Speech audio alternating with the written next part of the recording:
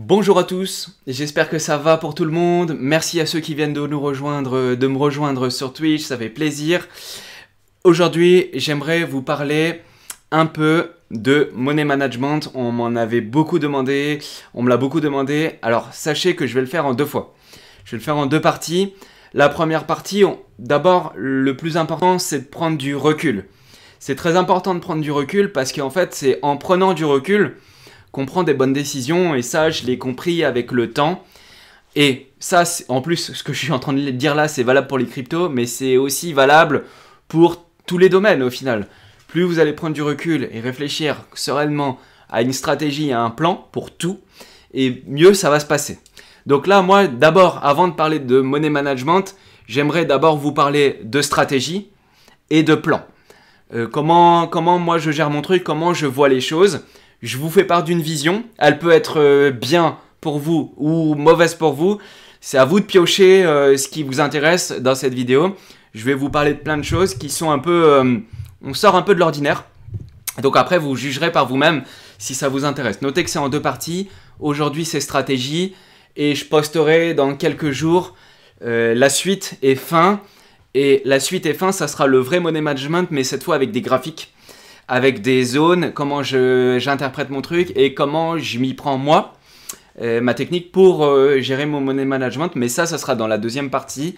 Et aujourd'hui, d'abord, je vous parle de la stratégie et comment je gère une stratégie de type global. Et elle se fait en plusieurs temps et vous allez voir, vous allez comprendre ça assez rapidement.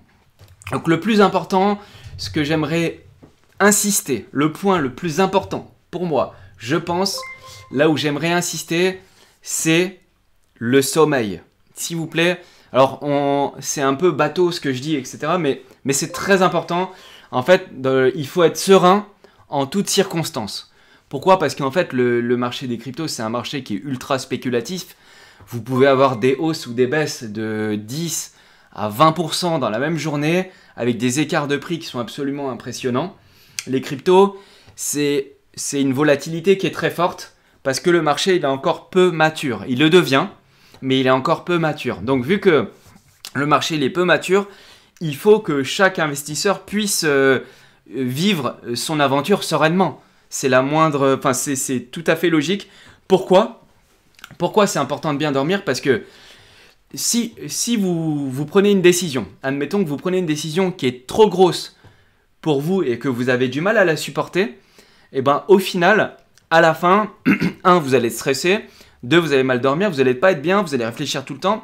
Donc ça va impacter vos autres activités, qu'ils soient personnelles ou professionnelles ou autres.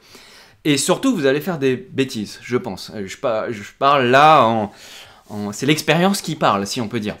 Donc, pour être bien et pour prendre des bonnes décisions, il faut avoir toujours l'esprit tranquille. C'est-à-dire que dans toutes les circonstances, que le BTC, alors là, admettons le BTC, il est à 40 000. S'il part à 100 000 ou s'il part à 10 000, dans votre tête, il faut que vous soyez bien. Et comment c'est possible? Comment c'est possible? Donc ça, c'est ça va être l'objet de la vidéo, des stratégies de comment voir les choses d'un point de vue global et après d'un point de vue plus précis. Et j'espère que ça vous aidera pour prendre des meilleures décisions. Mais avant tout, donc ça c'est la règle numéro 1, c'est être bien en toutes circonstances. C'est tout con, hein. Et là, on parle pas de prix ou quoi que ce soit. C'est tout con, mais ça fait toute la différence. Et la deuxième chose qui est très importante, c'est qu'il faut avoir un but. Où voulez-vous aller?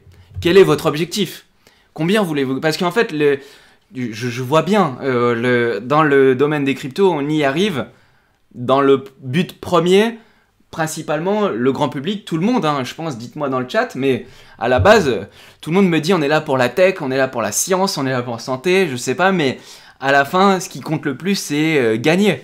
Qui a envie de perdre en crypto? Personne, je pense. Donc, si vous êtes dans la crypto, c'est que vous avez un objectif. Et l'objectif, il peut être de tout type, hein. Par exemple, j'ai un ami à moi, il avait acheté un BTC à l'époque quand ça valait 400 $. Il m'a dit, moi, avec le BTC, je veux m'acheter une Porsche. Et il a holdé, ça valait 400 $ et après, il a pu acheter sa Porsche. Voilà, il est sorti et il a atteint son objectif et était content. Ou bien, Il y a d'autres personnes, ça peut être, j'en connais une autre, elle me dit, moi, je veux payer ma maison avec la crypto. Donc si votre objectif c'est de payer une maison avec la crypto, bah, il faut que vous ayez un objectif qui est défini en fait. Si vous voulez en vivre, si vous voulez en travailler, si vous voulez... Enfin, chacun a un objectif et une fois que vous avez atteint votre objectif, là après, vous passez à la suite. Et une fois que vous passez à la suite, et ben en fait, vous savez comment vous positionner. Parce qu'en fait, c'est pas pareil de vouloir gagner 1000 $, 10 000 $, 100 000 $ ou 1 million de $. Et ça se traite de manière différente. Et ça se traite aussi, un au niveau du temps, un au niveau des montants engagés, etc. Le from 100 $ to 1 million de $, ça se trouve sur Twitter, mais en vrai, ça existe très peu. Il y a peut-être quelques personnes qui ont investi assez tôt en 2014 ou en 2013 avec 100 $ et qui ont réussi à sortir des grosses sommes, mais c'est quand même assez rare. Donc ça va dépendre... La stratégie va dépendre de chacune des personnes. Et ça se joue aussi beaucoup sur l'âge. Donc que vous ayez 15 ans, 25 ans, 35 ans, 45 ans, 55 ans ou plus, vous allez traiter la chose d'une manière différente. La personne qui a 55 ans, qui a 3 enfants, qui va sur sa retraite, il va gérer d'une manière différente que le petit jeune de 15 ans qui a l'argent de poche, qui a 100 $ de l'argent de poche de sa maman, ou que le jeune actif qui commence à avoir des revenus, etc. Donc ça se joue en fonction de l'âge, mais pas que en fonction de l'âge. Ça se joue sur plein de critères, ce que j'appelle le profil, en fait, si vous voulez, le profil d'investisseur. Donc vous pouvez avoir un âge, l'âge va impacter vos décisions, c'est évident. Le gars qui est un peu foufou, qui a 15 ans, qui est très chaud, etc., il va peut-être pas gérer de la même manière que le monsieur qui a 50 ans, qui lui a connu déjà plusieurs activités, etc. On va pas faire la même chose. Là, on me dit dans le chat, Vouloudia 84, le rocher à 200 000 $, il va peut-être pas être acheté par la même typologie de personnes. Et ça, cette typologie, il y a l'âge. L'âge, c'est un critère, mais il n'y a pas que l'âge. Il y a aussi la situation personnelle, par exemple. Genre, si vous êtes au chômage et que vous n'avez pas de revenus, vous n'allez pas pouvoir enclencher une stratégie type DCA. Type tous les mois, admettons par exemple, je gagne 2000 $ ou 2000 €, je vais peut-être mettre 200 € par mois dans la crypto. Ça, c'est une stratégie parmi d'autres. Il en existe plein, hein, mais ça, c'est une stratégie parmi d'autres. Si vous êtes au chômage, vous n'allez pas pouvoir faire ça. Donc ça dépend aussi de la situation personnelle. Si vous avez besoin de tout au fond, si vous n'avez pas besoin, si vous avez besoin de rien, si vous avez... etc. etc. Des objectifs, ça j'en ai parlé au début. De la durée, pour combien de temps êtes-vous là? Parce que ça, c'est une question que personne ne se pose et qui est très importante. Pour combien de temps êtes-vous là? Est-ce que vous voulez juste atteindre votre truc et vous barrer et c'est tout et c'est fini? Et en fait, la crypto, on y vient. Et puis, petit à petit, avec le temps, on s'y passionne. Et vous verrez pourquoi on s'y passionne par les différents types de domaines que je vous montre après. Et il y a surtout la sensibilité au risque. Et là, je vais appuyer là-dessus. Le risque, c'est ce qu'il y a de plus important, c'est que moi, je ne vais pas vouloir forcément prendre le même risque que mon voisin, ou que ma voisine, ou que le monsieur qui a 50 ans, ou que le monsieur qui a 15 ans. Donc le risque, en fait, il est très important.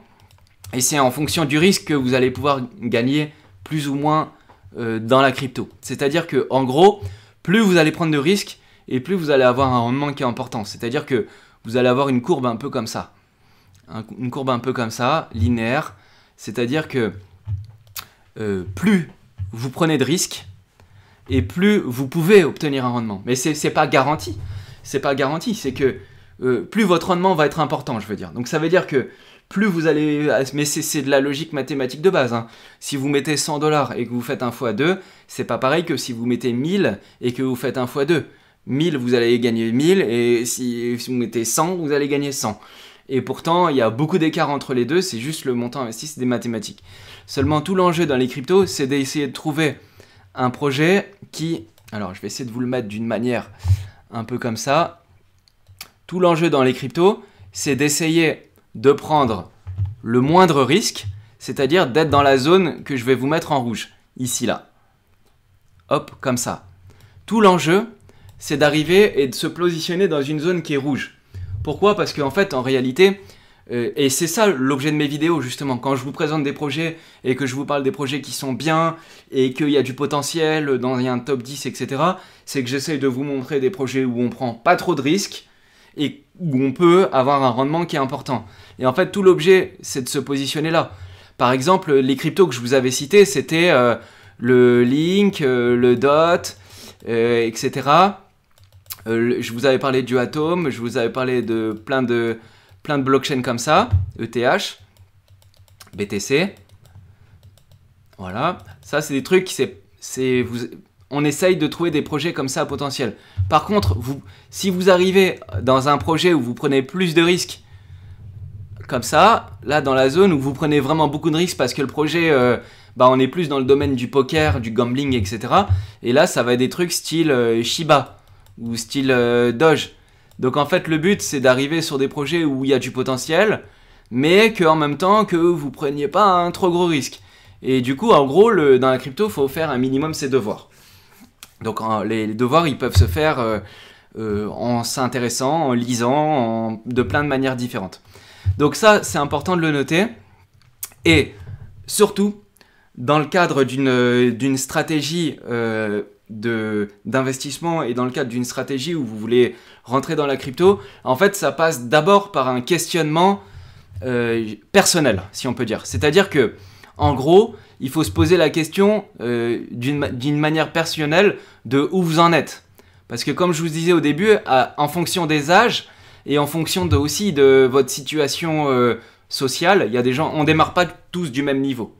Moi, j'ai démarré de zéro et même j'ai démarré en négatif pour arriver à un niveau où j'ai pu aller vivre tranquillement dans une île, etc. Et que de ne plus avoir besoin de forcément travailler, etc. Mais après, il y a un moment où ça peut devenir une passion, comme je vous disais au début. Donc en fait, le truc, c'est que la question, c'est où vous en êtes. Et alors là, c'est un exemple bidon, mais admettons, vous avez des actifs, donc la chaîne, c'est Digital Asset.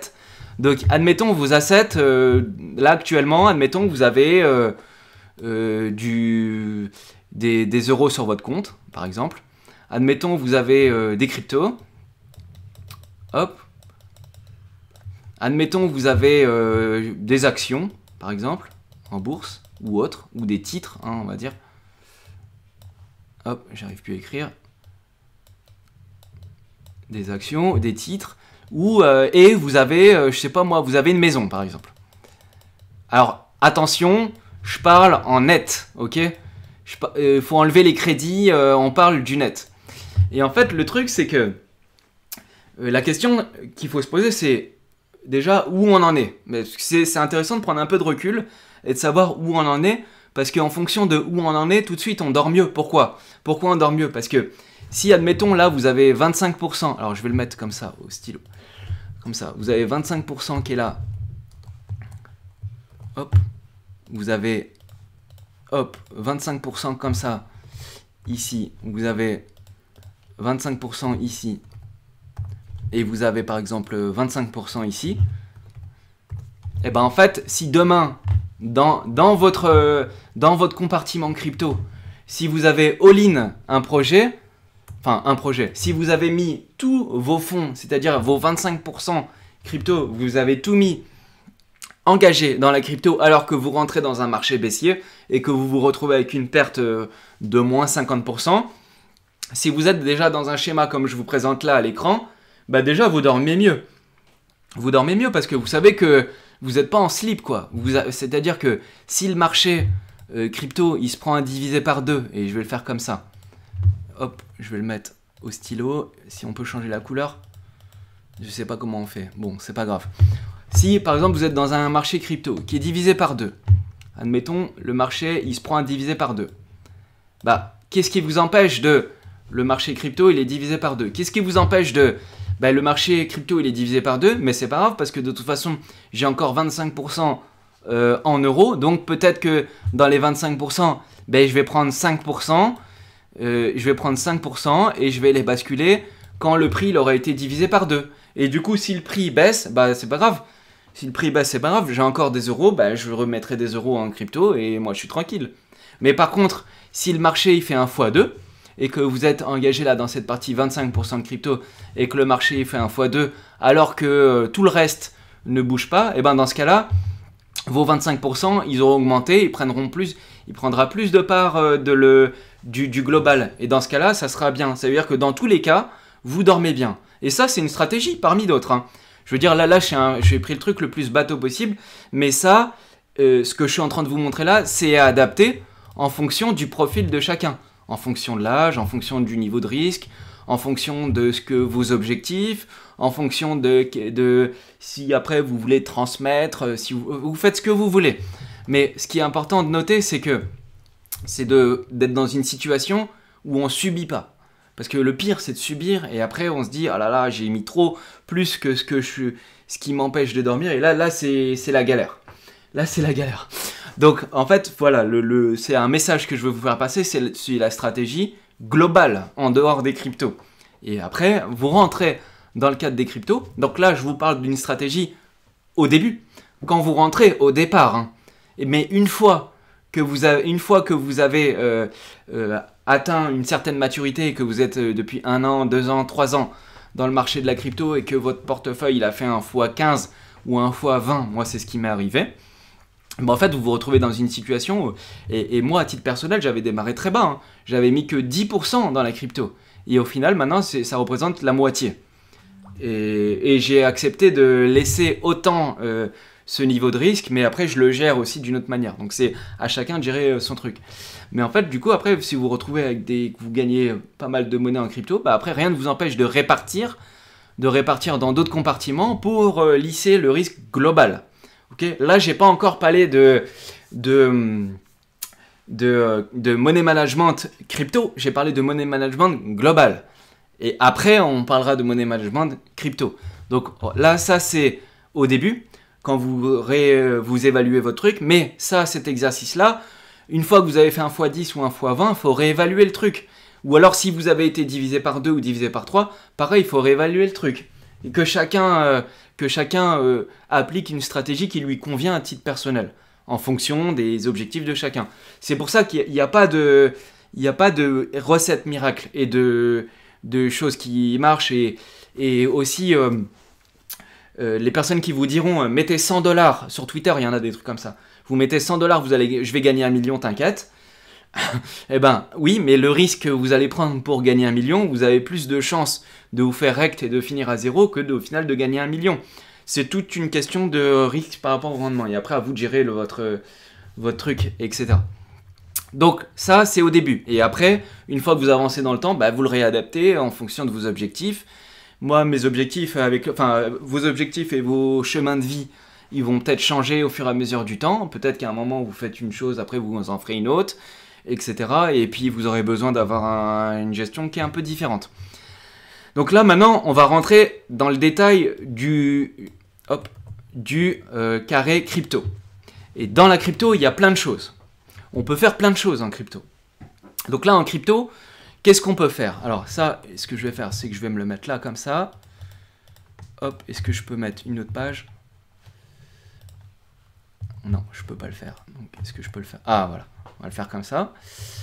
Hop, je vais le dézoomer un peu. Voilà, très bien.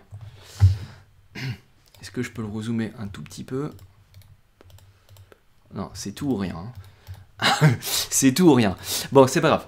Donc, en crypto, il y a plus... Alors, maintenant qu'on est à l'intérieur du cadre crypto, donc là, maintenant, on est dans le cash monnaie, le management des actifs, etc. Il faut aussi prendre du recul sur la crypto en elle-même. Parce que là, c'est la vidéo de base, mais après, on va rentrer dans les détails et tout. Donc là, maintenant, il faut rentrer dans la crypto. Il n'y a pas qu'une manière de gagner en crypto. Il existe autant de manières que d'investisseurs et il existe plusieurs types de domaines, si on peut dire. Donc j'en ai listé 13, peut-être que vous allez pouvoir en trouver plus. J'en ai listé 13. Le premier, c'est holder. C'est-à-dire que vous achetez un coin qui est à potentiel et après, vous pouvez le dispatcher et le garder et le gérer.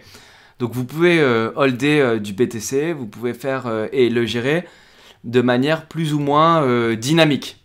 Ça veut dire que par exemple, je sais pas moi, vous achetez du BTC ou de l'ETH, hop, vous achetez du BTC ou de l'ETH, vous prenez votre graphique, vous êtes long terme, admettons que vous êtes long terme, vous achetez du BTC, vous le mettez en weekly, en semaine, vous reculez un peu le graphique, et vous voyez que là, en fait, c'est assez simple, hein, il y a un grand rectangle, si là, vous faites le truc depuis le 2021, donc sur un an, il y a un grand rectangle, bah, vous prenez le rectangle, et en fait, vous vous dites, au-dessus de la ligne rouge, bah, c'est là où je vais commencer à vendre un petit peu mes cryptos, et en dessous, bah, je vais acheter. Donc là, vous pouvez acheter pendant que ça baisse, et vendre petit à petit au fur et à mesure que ça monte. Pas tout, par escalier, etc. Et ça c'est une stratégie qui se fait bien. Donc là, vous pouvez hold comme ça, et dispatcher au fur et à mesure, en fonction de vos objectifs, et en fonction des zones que vous aurez définies. Après, ce qui est important, c'est d'avoir, je pense, toujours un peu de stablecoin.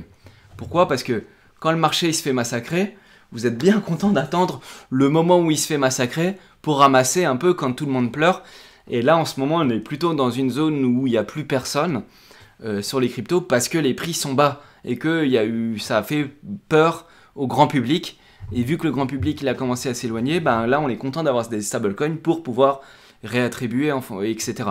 Et c'était tout l'enjeu de ce que je faisais avec mon soleil et ma pluie, que je remettrai à la fin de la guerre, mais là pour l'instant c'est un peu instable pour pouvoir vous proposer ça, mais c'était ça tout l'enjeu, c'était de voir, bon bah là on est un peu haut, le marché il surchauffe, ça commence à sentir un peu mauvais, bon bah moi je commence à dispatcher un peu. Et le stablecoin il est important pour ça, surtout que vous pouvez aussi avoir une autre stratégie avec les stablecoins, vous pouvez avoir une stratégie d'accumulation de stablecoins, tout simplement.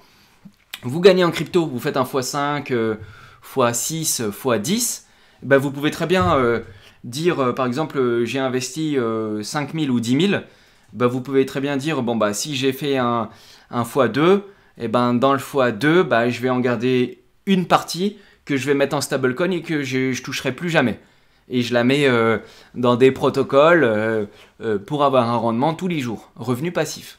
Quoi qu'il arrive, vous aurez vos revenus passifs de stablecoin et à la fin, si ça marche bien pour vous, à la fin, vous en aurez tellement que vous gagnerez 50, 100, 150 $ par jour. Je vous le souhaite. Et ça peut se faire. Hein. Et je le fais même, moi je le fais ça. Je le fais en stablecoin et je le fais aussi en crypto par l'intermédiaire du staking, mais j'y viens. Et du coup, vous pouvez avoir une stratégie comme ça et petit à petit, tous les jours, elle va vous verser des cryptos et après, à tel point que vous aurez peut-être même plus être obligé de travailler. Et par des protocoles qui sont assez stables. Alors, à jeter un petit coup d'œil, évidemment, c'est important. Alors, je vais lire un commentaire. Vous pouvez pas être le meilleur des traders, mais vous pouvez être le plus patient. Moi, perso, c'est là que j'ai commencé à être plus que positif. Oui, c'est pour ça que l'horizon de temps, elle est très importante, Wanbouyou. Donc après, vous pouvez faire du trading, mais ça s'adresse quand même aux personnes qui ont une certaine expérience, parce que le trading, c'est pas simple. Et quand je dis trading, c'est vous avez une zone, vous sentez qu'il y a un potentiel... alors, pardon. Par exemple, je vais vous montrer, mais... Par exemple, moi, j'avais fait mon petit truc, là. J'en fais un petit peu du trading de temps en temps, mais c'est pas le gros de mon activité. Hein. C'est-à-dire que là, par exemple, là, j'avais vu la zone le 11 mars, j'avais vu que on allait dessiner une figure un peu comme ça. Donc, le truc qui descend, j'avais mis une zone à 37 700 et une à 36. J'étais persuadé que ça allait faire comme ça parce que... plusieurs raisons, mais peu importe, à la limite, c'est pas le sujet. Vous savez qu'il y a un ratio de chance que vous avez l'habitude de voir que ça se passe comme ça et que vous avez plus de chances que ce scénario-là il se déclenche et que vous avez vous avez 2 chances sur 3 que ça marche et dans ce cas-là, bah, on peut le tenter. C'est du trading, ça marche, boum, scénario déclenché et vous prenez après votre scénario, vos profits ou pas. Donc vous pouvez faire du trading. Pour ça, il y a des gens qui sont très forts. Moi, le trading, c'est pas ma spécialité. J'en fais un petit peu. Je maîtrise un peu le truc, mais j'applique pas tout là-dedans. Parce que moi, je suis plus moyen terme et je suis là pour une durée qui est longue. Donc, faire du trading en 1 heure et tout, c'est pas trop mon truc. Mais par contre, prendre des positions moyen terme, là, oui. Et c'est ce qui me fait gagner le plus de monnaie. Donc, de tous les programmes que je vous présente, en fait, il faudra faire de ce que là où vous êtes les meilleurs, et là où vous pensez que vous pouvez y arriver le mieux. Moi, je gère mon truc d'une certaine manière, mais il y en a d'autres qui gèrent d'autres manières et qui y arrivent tout autant. Et c'est ça qui est bien. Vous pouvez scalper. Hein, vous avez vu une paire, qui fonctionne bien. Vous pouvez la scalper. Vous pouvez accumuler des tokens et les mettre en stacking pour longtemps. Moi, par exemple, pareil que je vous avais parlé d'une stratégie stablecoin, vous pouvez avoir une stratégie stacking. Moi, j'ai acheté des dots, je vais jamais les revendre. Il y a des dots que j'ai prévu de jamais revendre, sauf si le projet commence à ne plus me plaire. Mais en tout cas, au niveau des prix, il y a une partie que je vendrai jamais. C'est mon revenu passif. À chaque fois, tous les jours, j'ai des fractions, j'ai des tokens qui tombent et sur plusieurs blockchains différentes. Alors ça, pour ça, c'est simple. Vous prenez la blockchain que vous estimez qui a le plus de potentiel. Si elle est proof of stake, eh ben c'est parfait. Vous allez pouvoir stacker vos jetons. Ça, c'est une stratégie aussi. Vous accumulez des jetons, vous les mettez en staking tous les jours. Il y a des jetons qui tombent. Là, il y a Zoulette dans la brouette qui me dit Atom, lol, tu le stacks à vie et tu te fais airdrop. En plus, tu peux être éligible effectivement à des airdrops. Donc le staking, c'est super. Le farming, là, on rentre quand même dans un domaine qui est encore un peu plus risqué parce que là, on rentre dans des protocoles, il faut mettre le nez dedans. Parce qu'après, il y a aussi combien de temps vous allez allouer au domaine que vous comptez utiliser. Parce que c'est ça aussi. Il faut être dedans. Si vous avez le temps, par exemple, si vous avez beaucoup de temps, eh ben, vous allez pouvoir faire peut-être du trading. Mais si vous n'avez pas beaucoup de temps, vous travaillez et vous regardez à peine 1 heure par jour, le trading, c'est pas pour vous. C'est plus à la limite, vous arbitrez dans une zone moyen terme quand vous estimez que le BTC il arrive à 80 000 $. Peut-être ça vous intéresserait de commencer à prendre des gains, etc. C'est des stratégies, il y en a plein. Mais certaines demandent plus de temps que d'autres. Donc le farming, là, il faut quand même se renseigner sur les protocoles, vérifier et de temps en temps jeter un petit coup d'œil s'il n'y a pas une mauvaise news sur le protocole en question ou autre. Vous pouvez aussi faire spotter les NFT. Il y a plein de NFT qui se font airdrop. Ils jettent des NFT et ils disent si vous vous inscrivez pour quelques centimes, on va vous drop des NFT ou vous mettez votre adresse dans un truc, on va vous drop des NFT. Ou alors, il y a un projet que vous connaissez, vous voulez les aider un petit peu à faire un design NFT ou autre. Eh ben, peut-être qu'ils vont vous récompenser en NFT ou autre. Et les NFT, vous pouvez faire du trading de NFT. S'il y a un NFT qui est à potentiel et qui est là potentiellement pour longtemps, attention, NFT, il y a de tout et n'importe quoi. Et 99% des projets NFT, c'est du grab money. Les gens sont là pour prendre votre argent, comme dans tous les domaines. Sauf que, attention, dans les NFT, parce qu'il y a beaucoup de grab money, mais il y a aussi des projets qui sont officiels, qui sont intéressants, et parfois on drop, c'est gratuit. Donc les NFT, vous pouvez regarder, des fois on peut vous lâcher des NFT gratuitement, et ça peut demander un peu de temps aussi. Les public sales, très important. Public sales, vous rentrez tôt dans un projet, et si vous rentrez tôt dans un projet, potentiellement le jour où il est listé, donc là vous rentrez avant que le token soit listé. Donc c'est ce que moi j'essaye d'initier avec mes vidéos, etc. de plus en plus, et je suis content, il y a du monde qui s'intéresse à ça, donc c'est cool. Et du coup, les public sales, ça c'est bien, c'est une partie de ce que vous pouvez faire. Et après, rien ne vous empêche, par exemple, de faire, de faire encore la même chose, de faire une stratégie dans la stratégie. C'est Inception, c'est-à-dire que vous pouvez dire, je vais réserver ça pour les public sales. Je vais mettre, si j'ai un peu de temps, je vais mettre un petit peu pour les NFT. Et je vais staker la moitié, etc., etc. Stake. Ah, j'ai rajouté un... Bon, bref. Vous pouvez staker une partie, etc. En fait, c'est à vous de constituer de comment vous voyez les choses et qu'est-ce qui vous plaît le plus. Où est-ce que vous êtes prêt à mettre un peu de temps, réfléchir, se renseigner, tout. Parce que si vous faites tout, vous pouvez y passer des journées entières. Donc le but, c'est pas tout faire non plus. C'est de faire là où vous sentez le mieux et après, vous agissez en fonction de là où vous avez un peu de temps. Private sale, c'est comme la public sale, sauf que c'est pour les investisseurs qui ont beaucoup de monnaie. Entre 10, 20, 30, 40, 50 000 $.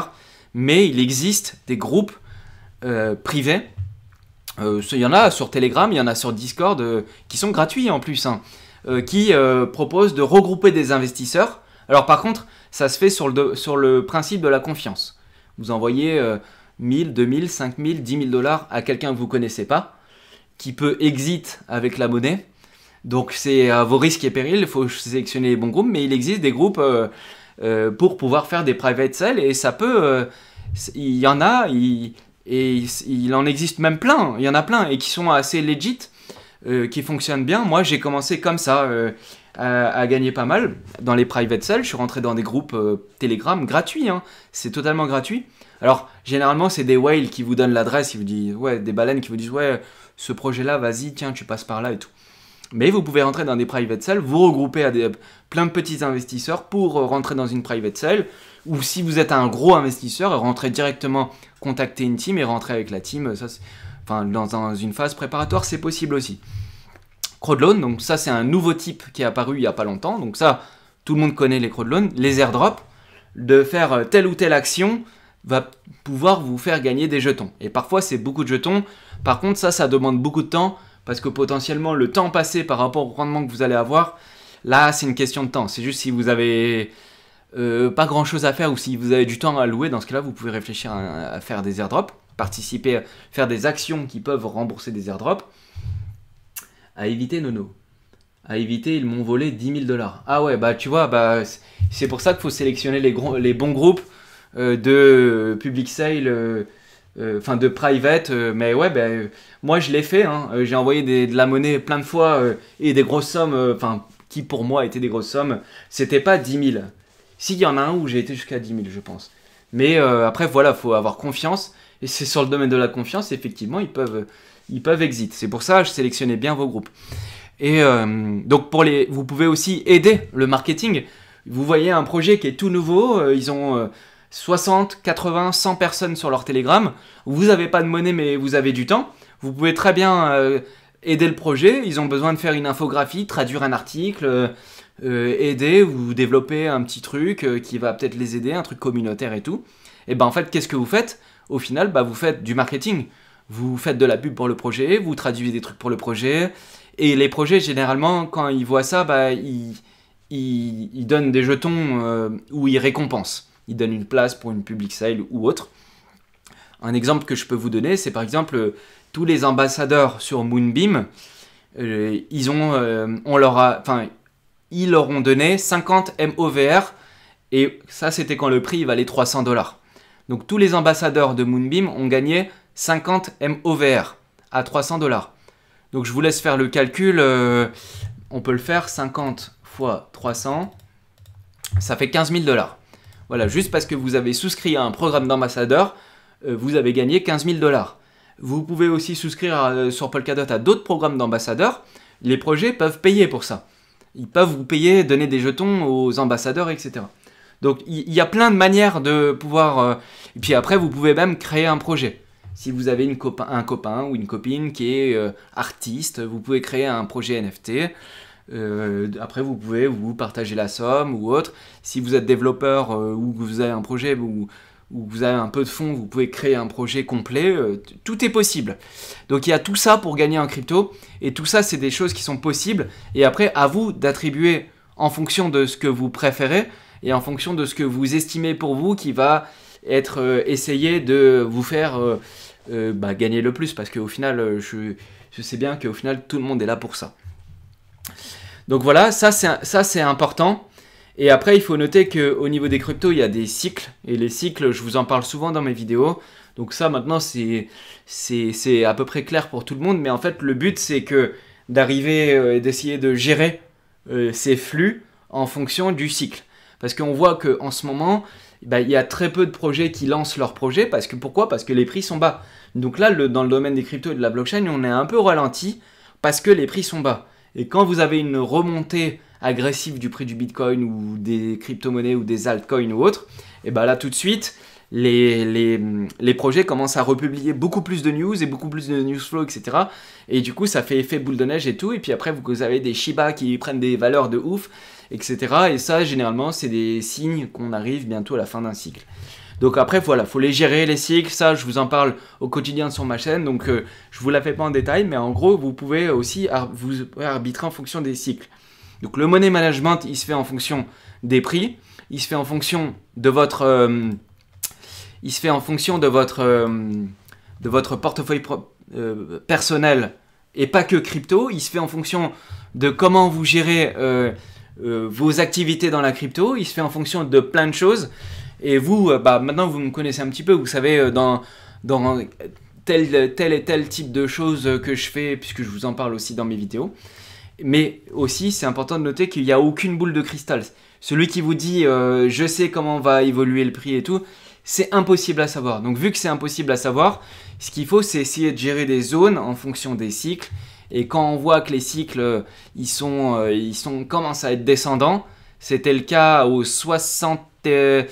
moi j'avais mis, je sais plus quand, je crois que j'avais mis à 61 000 $, je crois que j'avais mis mon nuage de pluie avec ma flèche rouge. Et puis derrière, on s'est retrouvé jusqu'à 42, j'étais re-rentré. Mais en fait, d'esquiver une baisse, ça fait gagner beaucoup d'argent au final. Parce qu'en fait, c'est une stratégie d'accumulation comme d'autres.